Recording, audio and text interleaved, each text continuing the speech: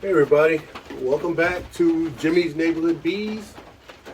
And since this is going to be a crossover event, welcome to Jimmy's First Gen Mini Rescue. What I mean by that is this video is going to be about going to pick up 2 packages of bees from Ohio, Nature's Image Farms. Today's Friday, April 7th, Friday, April 7th, 2023. I have to be in Ohio, Hopewell, Ohio, which is outside of Zanesville, tomorrow by 11 o'clock, from 11 to 6 p.m. to pick up 2 packages. One of the packages are going to be for my daughter's long hive, even though I didn't finish building it yet. But I got a temporary box already set up, and the other one will be in the yellow hive that I shrunk down to my 5-frame nuke box. Before we get started good, as usual, I'm going to read off the fortune. And today's fortune is little brooks make big rivers. Little brooks make big rivers. Okay, so maybe tomorrow by the end of the video, for the mini channel, I'll read the other fortune. So you'll get 2 for this one. Anyway, the quick update, HoneyBee Festival, June 24th, 10 a.m. to 2 p.m. Yeah, I'm going to put a link somewhere down there so that you can read about it, volunteer. There's always room for more volunteers. You don't have to be a beekeeper. You can just be interested in minis, and you want to come to Rockwood Park in Central Virginia. It's Rockwood. It's a county park here, and it's free admission. There'll be vendors, food trucks. We had a shave ice truck last year. They had all kinds of food, hot dogs, the works, everything. So anyway, it's a good time, fun time. You learn a little bit about bees. You learn a little bit. Even if you don't have bees, you can learn about what you can do as an average citizen to help not just honeybees, but all pollinators, butterflies, natural bees, bumblebees. There's, I think, over 2,000 species of bees. So come on out, enjoy, get a plant, whatever. Anyway, so that's it for that public service announcement. And but yeah, like I said, it's a crossover event, kind of like what the FBI's did. You know, FBI International, FBI Most Wanted, FBI whatever. They all did a crossover, so this is going to cross over. So I'm going to gather some things here to take with me to, it's raining, if you can hear it, hitting the tin roof of my shed here. But, so I'm going to gather a couple of things, just my jacket, and I'll just bring an extra veil in case I just want to wear a veil. And a spray bottle with some 1-to-1 sugar water to pick up the package. I'm going to drive, for the mini people, I'm going to drive the highest mileage mini that I have, because someone asked, you know, you still have that car, but do you use it to go anywhere? And I'm like, yeah, I drive it all the time. So now, instead of going in the Subaru, like I just finished doing the lower control arms and everything like that, and we just got the alignment done. So this morning I got the alignment done, something I can't do. So but I decided, instead of driving that vehicle, I'm going to drive the highest mileage mini and show you that, hey, even though it's a high mileage car, if you maintain them, it'll be great. So what I'm going to do, and what you're not going to see because it's raining, I'm going to check all my tire pressures and check the oil. And that's all I do. Oh, and I may swap out my iPod and get my classic out of the Subaru. More songs, you know. Anyway, so that's it. I haven't decided when I'm leaving yet, or what time, or if I'm going to just spend the night, or I haven't decided anything, except I know I got to be there tomorrow. So, and a lot of times that's how I travel. I just, last minute, I'll hop in the car and go to Florida or whatever, or go go get something to eat in New York, you know, because that's what we do. Anyway, I'm starting to ramble early. That's not good. As far as the progress on my daughter's hive, it's getting there. I just have to. I want to come up with a unique roof design. So that's where I'm stuck. So it's still in the shed, and the swarm that I caught is looking good. I ordered another nuke box to put that swarm in, because the swarm trap has holes in the back, or ventilation holes, and the dial front. So I just want to put them in my regular same nuke style that I shrunk down my yellow hive into. Anyway, so that's it. So I'm going to get ready, get my things together that have to go in the car to ride with me out there to Ohio and Nature's Image Farms. So hopefully they have a sticker I can purchase to put on my freezer. And that'll be one more. All right, I'm going to get out of here. I'm going to get the car loaded up, and I'll determine when I leave, and I'll show some images of the road. I still haven't even looked at my route. I just know the town. So I'll figure it all out as I go, which is what I do anyway. All right, y'all have a good one, and stay tuned. It'll be weird having a crossover event. All right, y'all have a good one. Okay, what you're gonna see is I'm in the Mini. I'm in the 2004 Mini Cooper S. I'm at a gas station right now. It's about 10:17 p.m. I'm getting ready to leave. I just filled up. I got the GPS set here, and it says I've got 485 miles one way. What I'm gonna do is drive there. I might take a nap in the car, and then turn around and pick up my bees and drive right back. So it's raining outside, it's dark, so I'm really not gonna do anything but listen to music and drive. So you're not gonna miss anything. The states I'll be going through are Virginia, West Virginia, and then I'll go on 64, Interstate 64, and then I'll take Interstate 77 north up to Ohio. So, all right, I'll check back in with you guys later. Okay, you guys are kind of looking over my shoulder. I'm at the gas station right now. I just filled up, and I got the GPS set. It's 485 miles, according to the GPS, one way. I'm in the 2004 Mini Cooper with 287,528 miles on the odometer.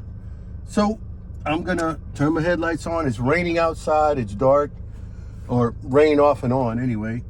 So I'm gonna just head on out, and I'm gonna turn you guys back on once it's daylight, and we get to go in and pick up these bees. All right, so it's kind of funny, y'all are looking over my shoulder. Anyway, I'll see y'all on the other side there, and enjoy the ride.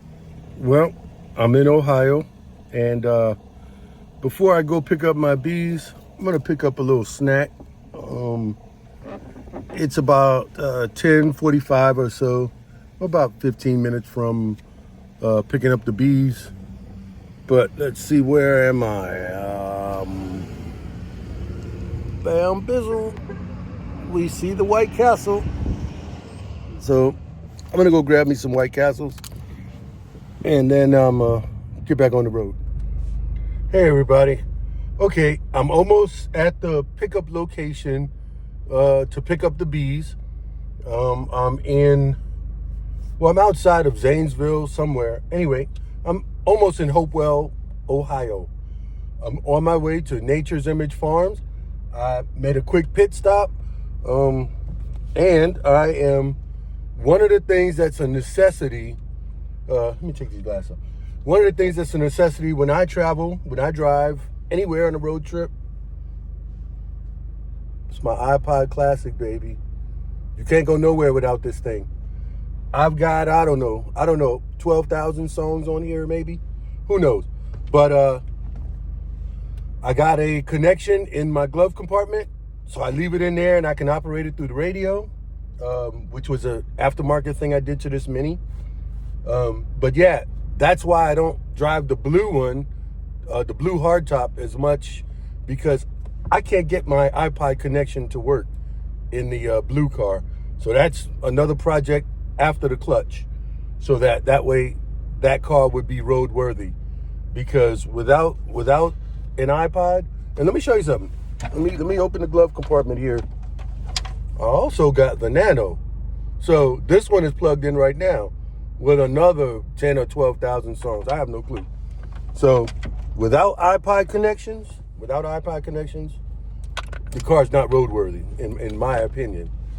So those are two things that's got to get done. Anyway, let me get on the road. I'm about 10 minutes away from picking up the bees, and I'm gonna get that done. Okay, I met Greg Burns, very nice guy. Met his wife, beautiful family.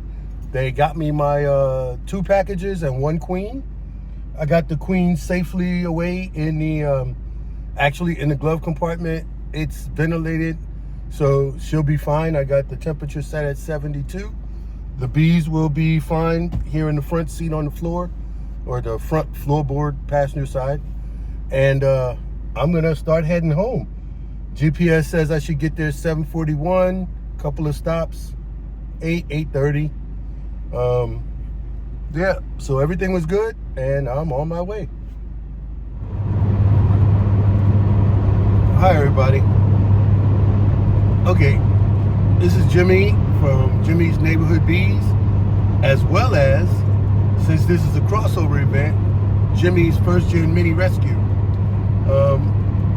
As I said, I drove up to Ohio to pick up 2 packages of bees and a queen. Right now, reaching my glove compartment. The queen is just sitting in the glove compartment. It's vented.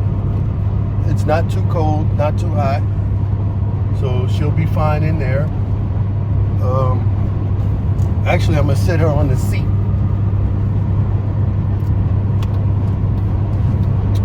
For a while.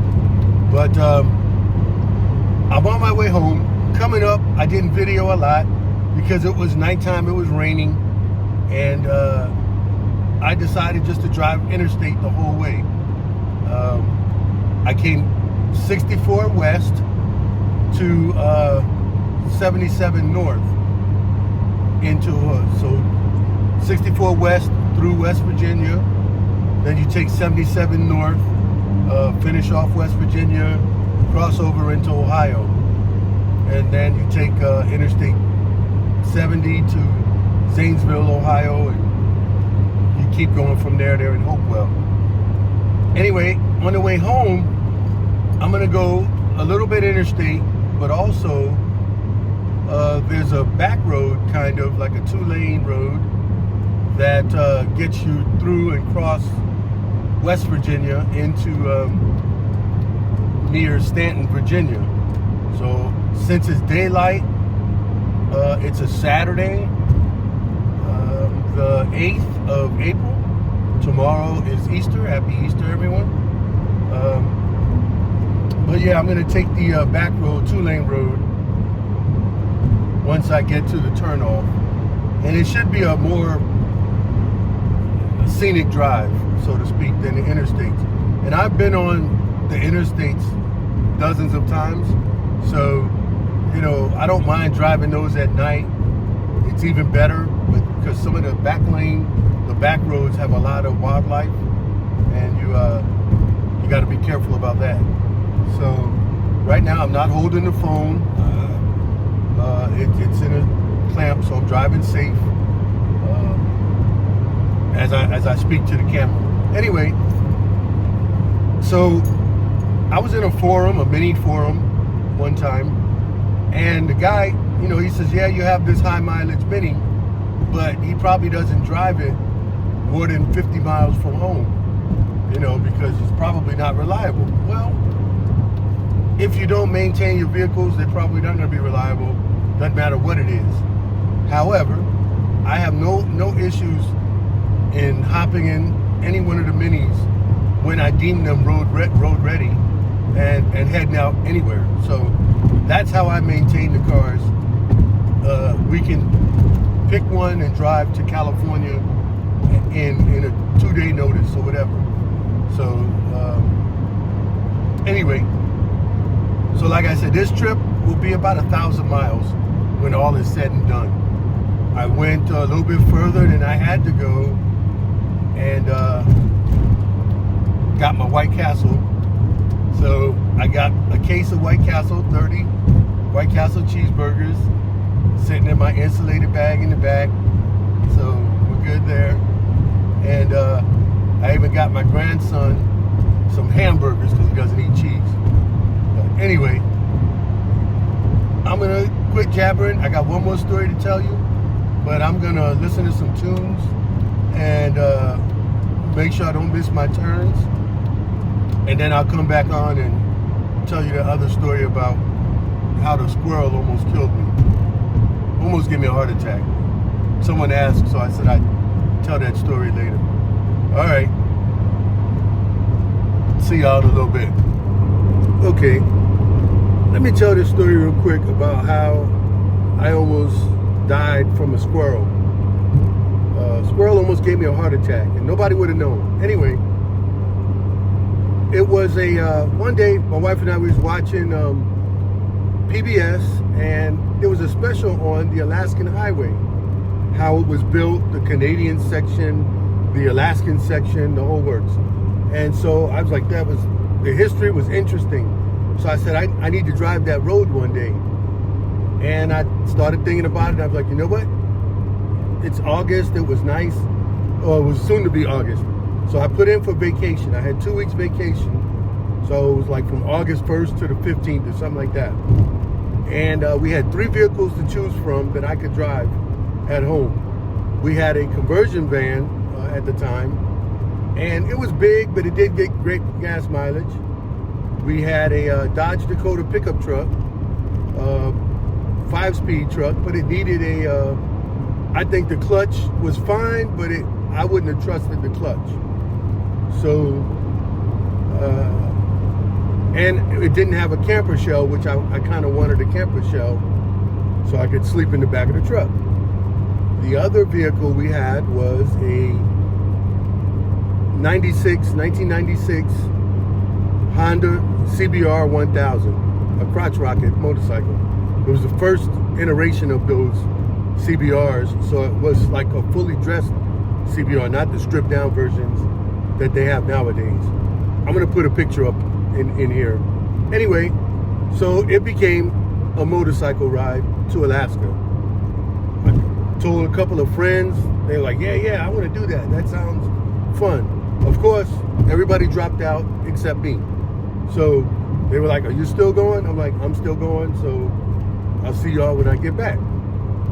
So the day came, I had 2 weeks to prepare the bike. All I did was change the oil. I had brand new tires already. I had brand new chain sprocket, so the bike was in the best shape it could have been in. At the time, there was no cruise control. I had a throttle lock, but anyway, I'm gonna ramble a little bit. But anyway, so I loaded my gear. I had, a couple of bags. I carried a couple of quarts of oil because I wasn't sure, what to expect. I had a tent, sleeping bag, and my winter gear. Now, Alaska during the summer, it's not that bad. I mean, you're getting in the 70s, I guess. But there was going to be rain, so I had my rain suit. I had my winter gloves because I figured it'd get down to cold. And anyway, and I'd sleep and camp and get a hotel every now and then, every couple of days. Oh, there's a 240Z, an orange one. I hope you saw that pass. I used to have one of those. Anyway, I got distracted. Anyway, but I'm telling the squirrel story. So anyway, so I got everything on the bike. And I practiced loading it. It was loaded. It was overloaded, but it was okay. I'm driving out, and I get through, and my route was to go from Virginia to Minot, North Dakota, in the United States because I needed to get South Dakota and North Dakota under the bike so I could have all 49 states driven that motorcycle to, ridden it to. So I went in to Canada, crossed over into Minot, North Dakota. I was sleeping in rest areas. I slept at a storefront, like a drugstore, grocery store type of, like an all-in-one country store. And the guy was like, just take a nap right here on the bench. Nobody's gonna bother you. So I did. So anyway, one night, I'm in a campground in the Yukon Territory. And, I'm already worried about bears. I had pepper spray, but, you don't trust it. So I'm sleeping, or I'm laying in the tent and I hear this noise. And all of a sudden, the first thought is a bear. Because who's wouldn't, right? And then that time of year, even at night, 9, 10 o'clock at night, it's still light out. So you can like read a book at 10 o'clock at night without any external lights. It's like dusk. So I see this shadow, and it's like a bear paw. And I'm picturing, now, all right, my heart is pretty much, I don't know if it's beating or not, but it don't feel like it. But I'm having these thoughts, like this bear's claws are gonna reach through the tent, and all I'm gonna see is these big giant, like 8-inch claws, like Predator or something, rip the tent open, and it's gonna, kind of like gut slice me or something. And so that's my vision. And I'm grabbing, and I just want to get out of the tent. I sleep ready roll, which means I have clothes on. So maybe that'll help hold in my guts and stuff. I don't know. But somehow I unzip the tent and I get out with my spray. And I'm ready for, a fight. My heart is working right now. I'm ready for a fight. And I look up and it's a ground squirrel that landed on the tent. But that silhouette of a ground squirrel looked like a bear paw.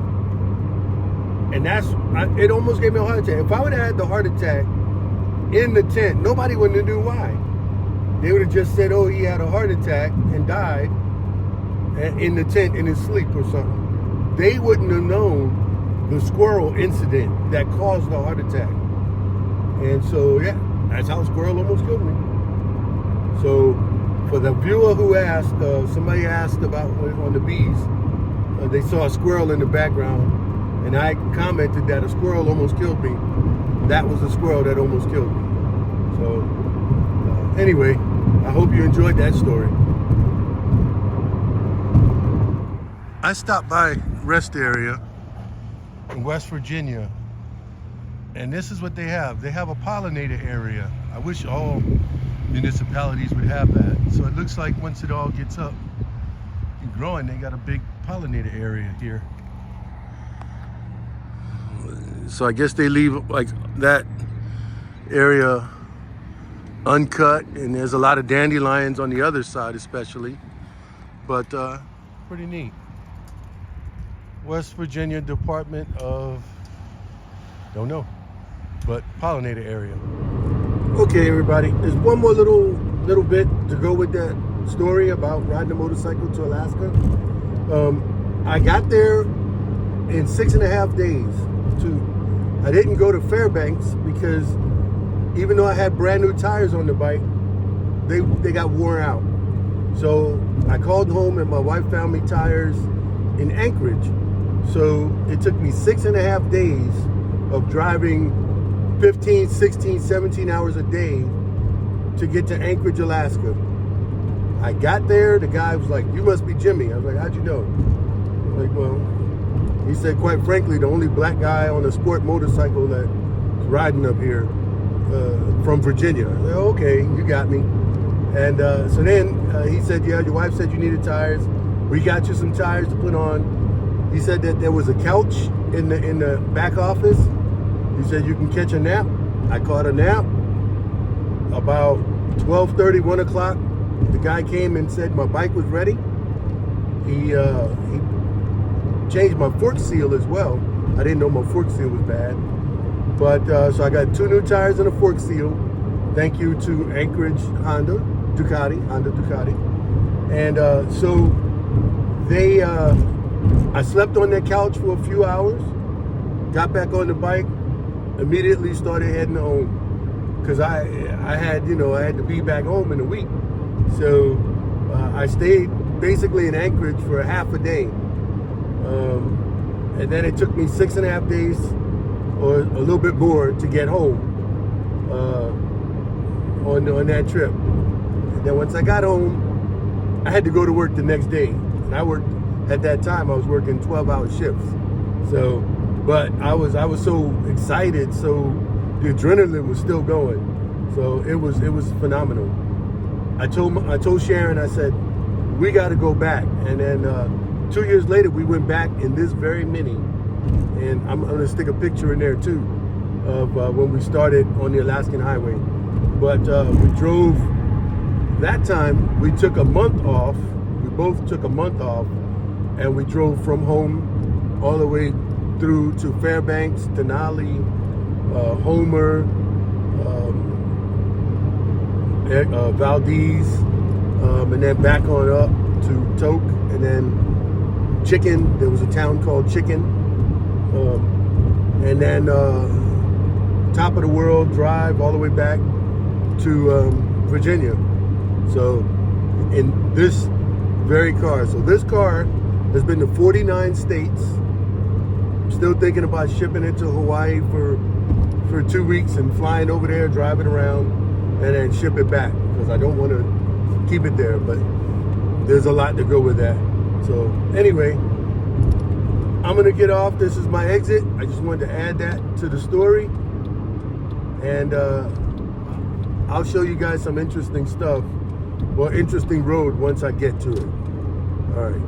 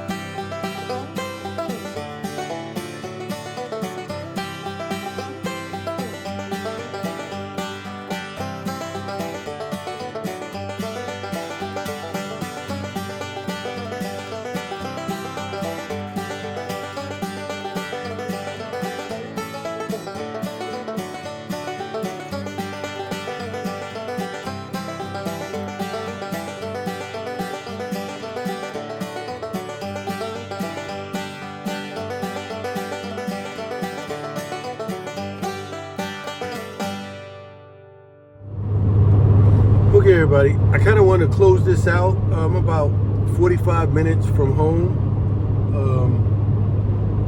and it's getting dark. It's about 7:40 p.m. on Saturday, April 8th. I got the 2 packages of bees, and I got the queen in the separate cage.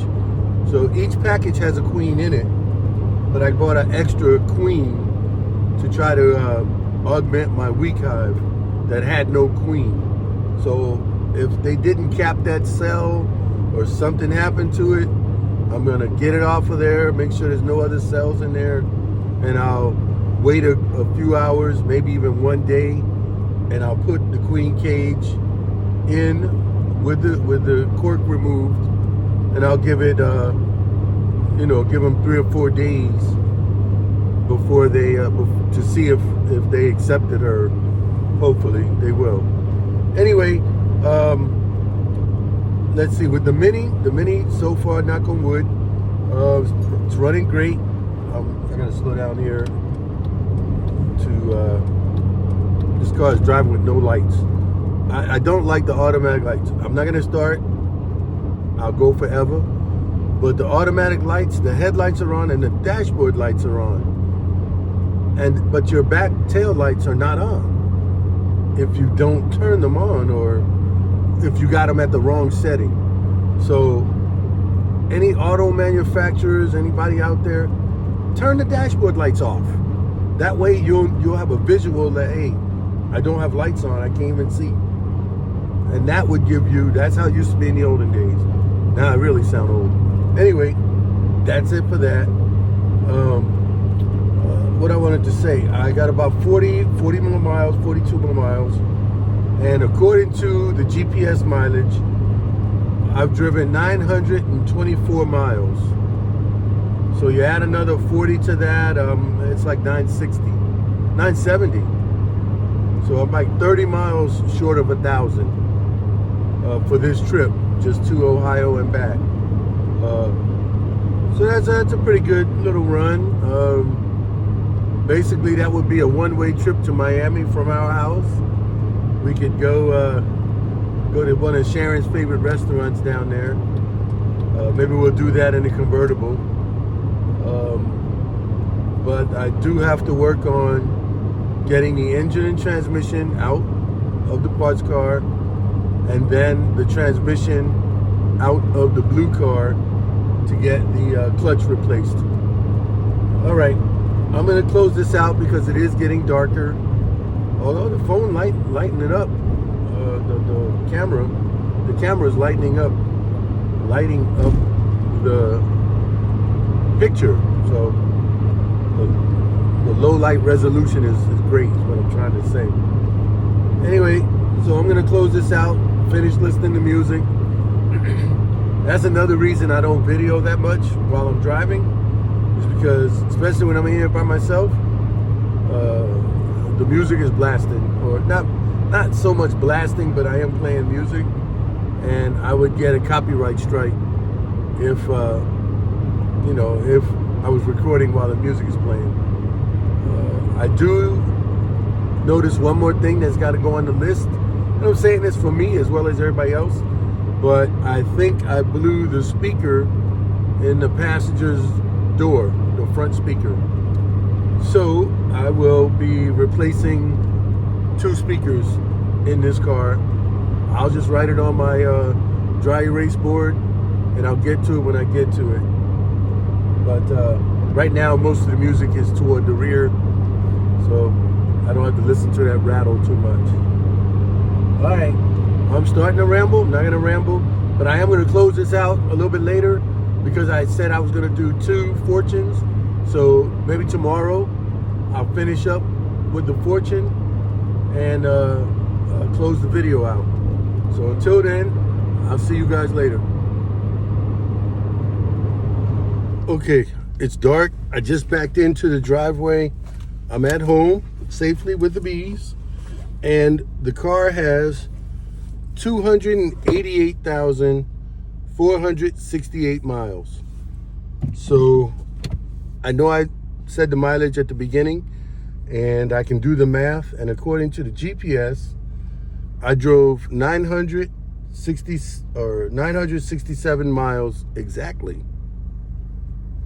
Okay, so not quite 1,000, but what were you, 33 short of 1,000?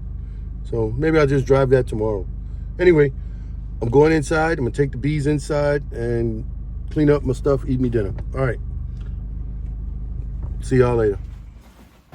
Okay, I made it back from my journey with the highest mileage Mini that we own. And now the trip I just took was 970 miles round trip. So just under 1,000 miles. I was in a forum talking minis and, reliability and everything. And there was a guy who asked me, did I even drive the oldest, the highest mileage Mini more than 50 miles from my home? And I'm like, of course I do. I try to keep them ready to go anywhere in the country at a moment's notice. That's just the reliability that I require. That's why I don't do a lot of the extra fancy pulley reductions and porting the heads and all of that stuff. My number one priority is reliability, because the way Sharon and I operate, we just we might hop in the car and go take a friend of ours that it's a couple that lives in Jacksonville, Florida. We may say, let's go down there and have lunch with them, and then we'll have lunch, spend the night, come back home the next day. Any vehicle that I deem roadworthy that we own can do that. Now, I say that once I fix the clutch on the blue one, it's still, to me, not roadworthy because the iPod player is not working. But anyway, along with that, a friend of mine who's a Corvette driver, he doesn't drive his Corvette that far because, well, he said his run flat tires, he needs to replace his tires, and he's like $2,000 for 4 run flat tires. And I told him, like, the Mini Cooper S models, the supercharged versions, did not come with a spare tire, and they came with run flat tires. After the first set of tires, I didn't buy run flats anymore. I bought a full-size spare, and I bought 5 tires. So what I did was, when we went to Alaska in that car, I just folded the seat down and put the full-size spare. It can actually sit straight up and down in the boot. You just have to take your shelf off the brackets and let the shelf sit on top of the tire. You can stuff bags around it so the seats can stay up, the back seats can stay up, and you'll have a full-size spare for an emergency. We did that when we went to Alaska. However, on any other trips, for the most part, my tires are in good shape, knock on wood, and I just drive regular tires. How often do you get a flat? Well, when you do, I go ahead and get a service. Like, I got one time I had to get towed to a dealership, and they put a tire on. But Walmart, there's all these national tire places. There's even in the Subaru, we had a flat. We had a blowout in Arizona or Nevada, one of the two, and we ended up going to just a hole in the wall tire place, and they had the right tire. We put it on, and it got us. We used our spare, but we put that tire on, and it got us back home. We did everything we needed to do for that. Subaru's a little bit weirder pony. However, I don't mind driving with just regular tires, non-run flat tires. And it's not always, even when we go to Florida from here in Central Virginia, I don't put the spare in the car. I did not have the spare when I went to Ohio, driving this almost 1,000 miles. So don't let that be an issue. There's too many tire places. I know the Corvette has 2 different sizes. The front tires are different from the rear tires. So you couldn't carry one of each spare. It's not feasible. But my sister does the same thing. My sister has a Z06 or whatever she has, her Corvette. C6. Anyway, she uses regular tires, and she doesn't carry a spare. And she drives from Texas, where she lives, to Florida or Louisiana all the time. Wherever she goes in her Corvette, she doesn't. And she has her AAA and her whatever. And if she gets a flat, she just gets a replacement tire.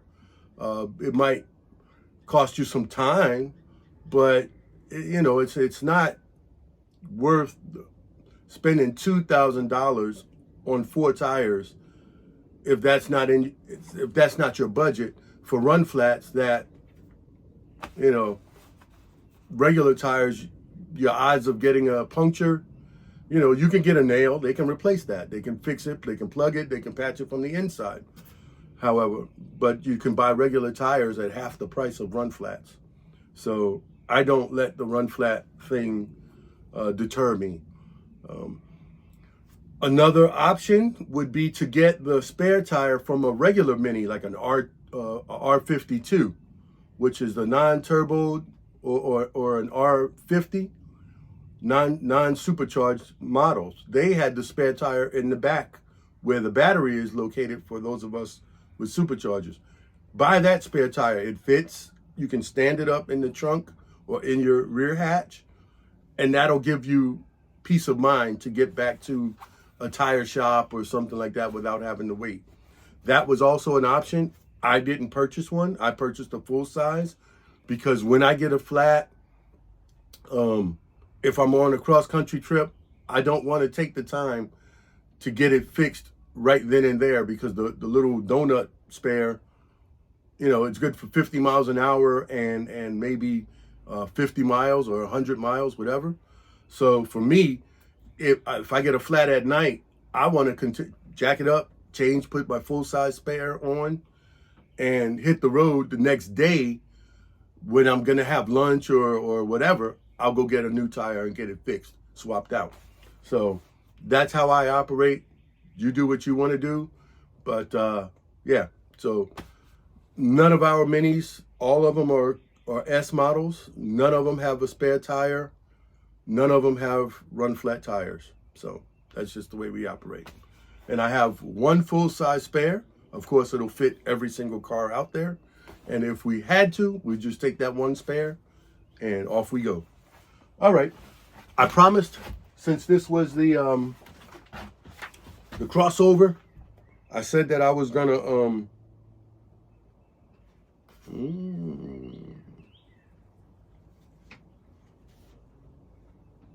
oh, okay, here we go. Oh, I'm on the next page already. Since this was the crossover event, I said you guys got two fortunes, one for the B people, one for the mini people. Here we go for the mini. Your intelligence is something to be admired. So, okay, there you go. Very intelligent. Good for you. All right, so I'm gonna add a few things to my board here for repairs. And I got to get that iPod, and I got to add the passenger door speaker, but I'll probably change all 4 speakers in the gray mini because they are original. So that's something I discovered on this trip. So I'm going to update that board, close up shop. I want to thank everybody who subscribes to either the Jimmy's Neighborhood Bees or Jimmy's First Gen Mini Rescue. Thank you for subscribing. Thank you for the comments and questions.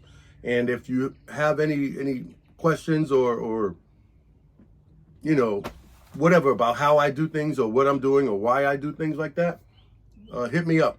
So once I get a few things done with the bees, I promise we're getting that parts car motor out. Motor and transmission out. All right, I'm gonna close up shop. Again, thank you guys and ladies for watching. Thank you for putting up with the crossover between bees and maintenance.